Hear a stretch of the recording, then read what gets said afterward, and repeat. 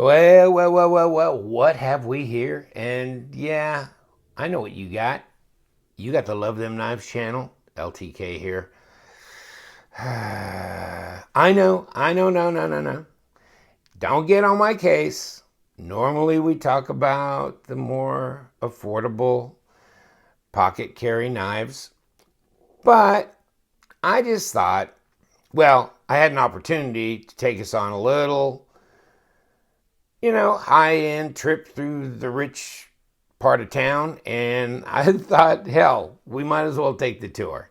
It's always fun to look at a knife that, may be a little bit outside of our range, a little bit. Never mind. I know, give me grief, but it's always fun. And I had a buddy who sent me this knife, the Hornet, from Alistair Bastian, South Australia knife maker. And he says, if I'm going to send you one, might as well send two. They both fit in the same little, priority box. So might as well do it. And he knew I'd been admiring this Olamic Wayfarer that he got big time. He's got like maybe 5 different Olamic knives. This one is really my favorite of the ones that he has. And he sends me pictures when he gets these knives and stuff. So this one is like a mirrored, as you can tell, mirrored where the grind is, and then satin flats. And we'll try and, oh my God, it's just, I don't know how we're going to get through this with the light. Here you go, Olamic Tactical Wayfarer. All right? Marble carbon fiber, the inlay of the skull in the scale, which I love. Blue titanium hardware, zirconium bolsters, and blue titanium liners, blue titanium pocket clip, which is beautiful. And you can tell I touched it. I mean, it's just, it gets ridiculous. Gets ridiculous. And, I guess that's probably the big, I was going to say the big downside of some of these things they get. They're shiny and beautiful and stuff, but when you start handling them, there it goes. But, he puts it in a display case. He's a collector, and so that's not really an issue with him. But, actually, I love the design of the Wayfarer. It's a good-sized knife. It's a liner lock flipper. So there you go. And bam, here it comes. And it flips really well. It's kind of this real kind of muffled feel when that clicks down into the detent. Detent's good. It's pretty strong. 7.5 to an 8 out of a scale of 1 to 10, where 10 is the strongest. So it's got good hard detent. It's really kind of a really strange, it doesn't sound real metallic clicky when it goes in. It's very, very muffled. It's really strange. But it's, wow, what a feel in the hand. This thing fits my hand great. Actually, the only thing wrong with this knife that I could find was the fact that he owns it. And I don't, because I need this knife. I really do. This would be a knife that I would actually consider selling a bunch of my knives off to raise the money to get this. And the problem is, they don't make any 2 knives exactly the same. So I could not get this exact same knife. But I could get something pretty close. And wow. I love the loud blue, the wild blue accents on here, titanium anodized. And I like these zirconium bolsters. I like these bolsters. I think they dress it up. I don't know that I necessarily really need bolsters on a knife, but this works here. Oh, And then there's the design CTS XHP blade. Do you want me to actually tell you what the blade is like? Yeah, that might come in handy. So if you know that name, he's a designer that works for them. And I just pulled a couple of little things off the Olamic site. I did actually attempt to call Eugene, but you might see, here you go. So in 2013, they partnered, and you could go on their site. I'll put the link to their site so you can look at where they're out of in California and their designer that they partnered up with and how it started. And these are interesting because these are their designs. Okay, the Rainmaker, the Wayfarer Compact, the 247, and the Swish. And then this was a site that I went on, Perry Knife Works, where I had years ago seen some of their knives, and it was like, okay, so $500. You know, I mean, these are achievable here. Pricing wise, you know, this one here is $498. So, I mean, it's not like $5,000 or something. It's not that crazy. There's some just manufactured knives that are in that. So I'm not saying they don't use like high-tech machines to do some of the processing and this and that, but I'm just saying these are considered to be custom knives. Which, wow. Oh, let's get some basic stats on this because it's a big boy. It's a big boy, and it's heavy duty too. It really is. This is not a light duty carry. So you got a full 4-inch blade at least. At least. Overall, 9 3/8 inches, which is about between 23.5 and 24 centimeters overall. And you're looking at 100 millimeter long blade. Yeah, right there. Maybe a little longer than that. Pretty big knife. And let's see what we got here. So not quite 3/4 of an inch wide. It was like 0.69, which would be 17.8 millimeters. I'm being very gentle there. I don't want to put any marks on the knife. And, yeah, pretty heavy blade stock. 3.6 millimeters.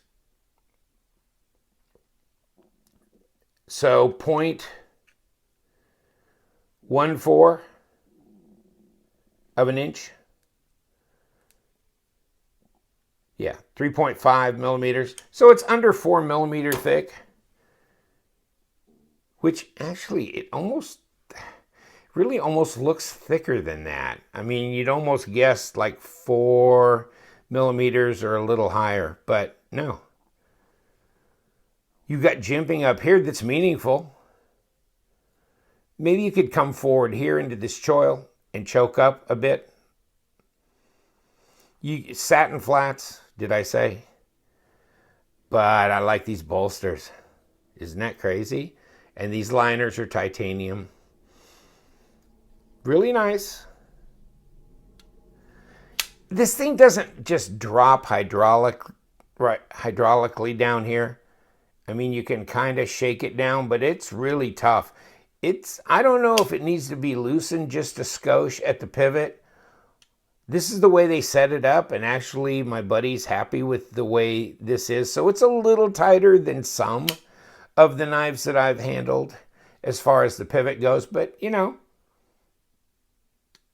good detent, drops right in there. There's no play in the detent. There's no blade play and on this knife, and no lock rock at all. So you got that. And let's take a look inside real quick. So we've got, you know, our little detent ball in there as well. Yeah, very nice. I just love this design. I like the fact that it's a 4-inch blade. It's a big knife. Big knife. Really big knife. How much does it weigh? I'm going to say 9. Oh, 9.4. I was close. I was close. 268 grams. 9.4. Wow.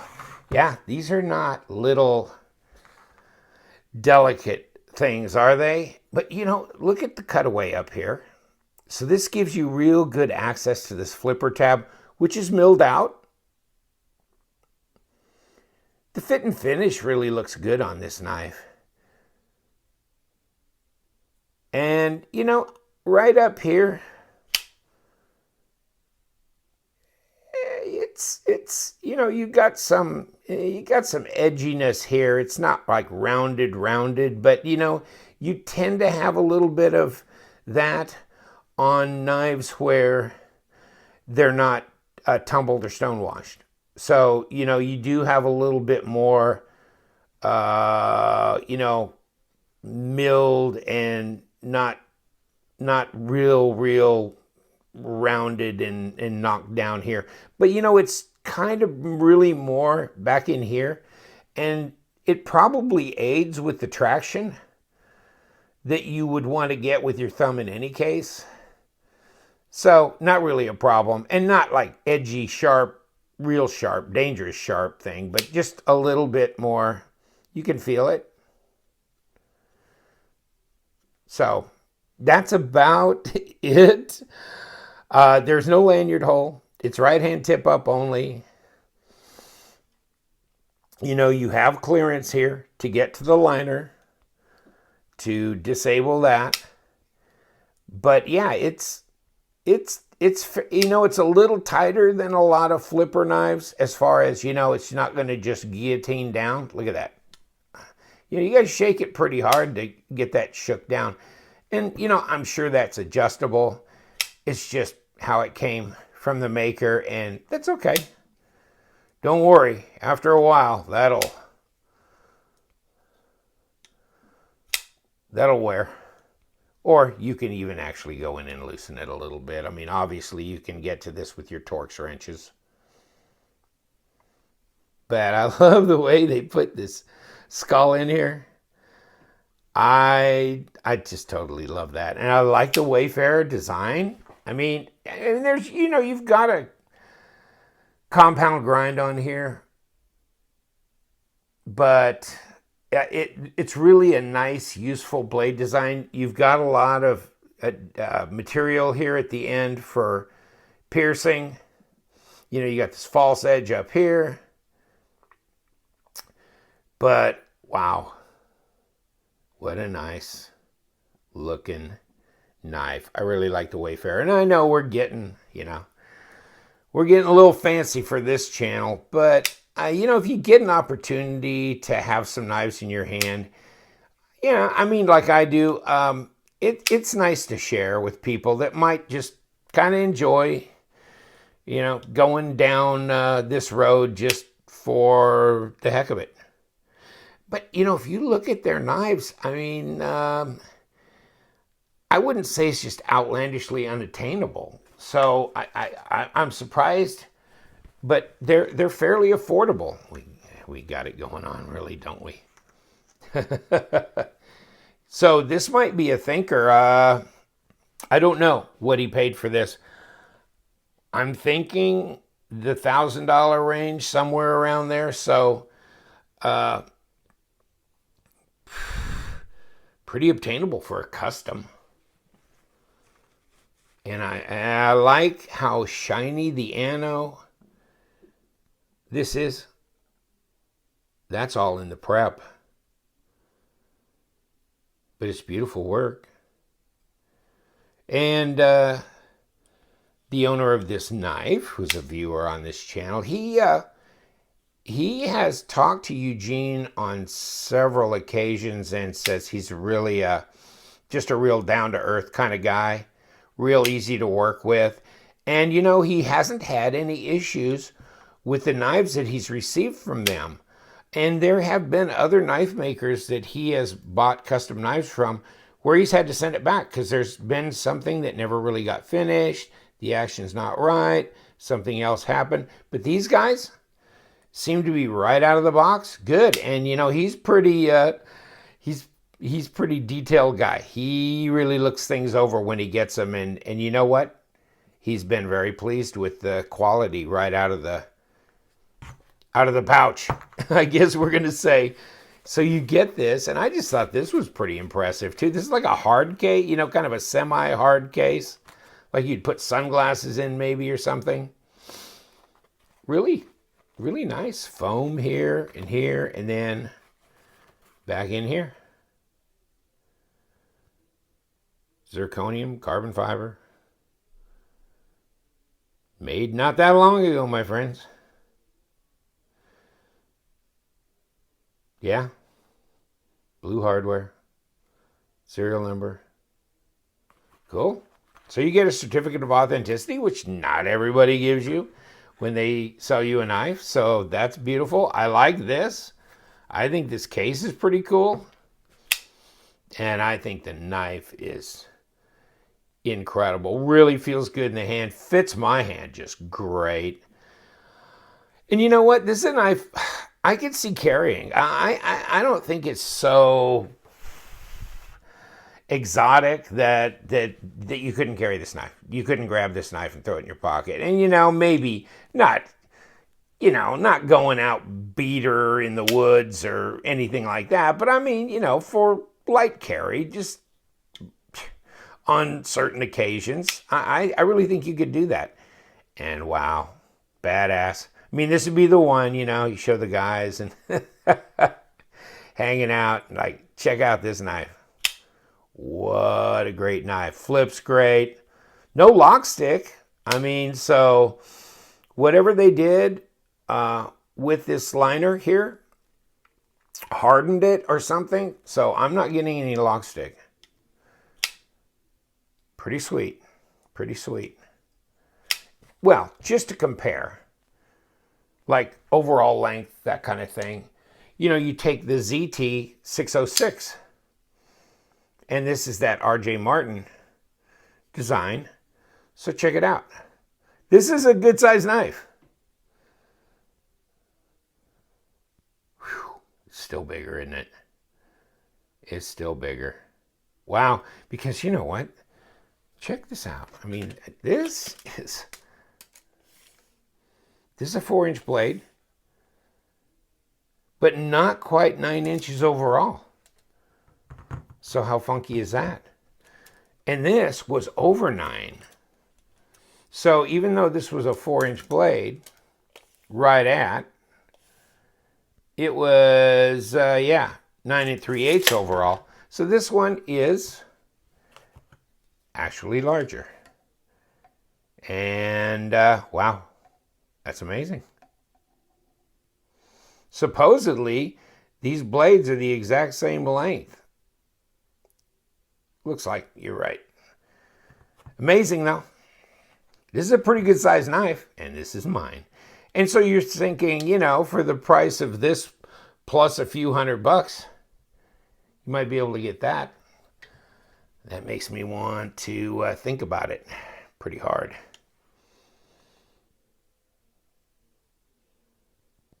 Like those liners?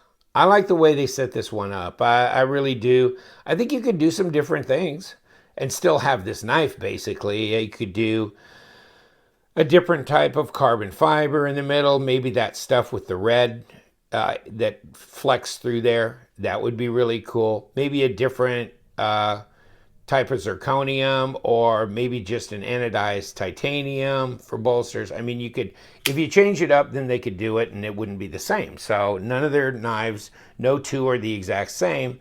So this could never be done again in this exact, you know, iteration.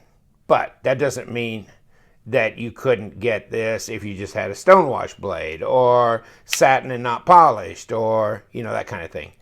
But it feels good in the hand, it really does. But it's a heavy knife, folks. Yeah, it is. It's good and heavy. But you know, that feels good to me. I know it sounds maybe a little crazy, but it feels good. I mean, there's nothing wrong with a little bit of heft to a knife. It's just like, how pocketable is it? when it weighs 9.4 ounces. It's pocketable. You know, and maybe not all that noticeable depending on, you know, if you got some heavy denim jeans on. No, you're probably not going to feel this much. You got lightweight, you know, trousers or whatever on. No, it's going to pocket sag and all that kind of stuff. So no. Just beautiful stuff. Love it. Like black chrome, isn't it?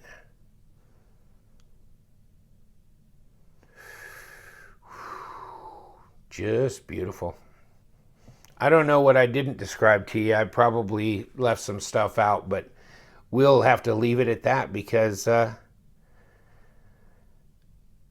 running out of time. I'll leave the links to their website and check them out. Olamic. Yeah, I've known about them for several years, but it's nice to finally have one in my hands. I almost pulled the trigger on one 3 or 4 years ago and didn't, and kind of kicked myself. But now they're out there. They're available. It's not like they're unattainable. Just thought maybe you'd like to take a look. Now we'll go back to the more affordable stuff. But it's fun to have the little ride down Fantasy Row for a while. Look at some crazy stuff that's handmade, beautiful, different designs. Beautiful. Thank you so much. Yes, we do. We love them knives. Stay sharp, my friends.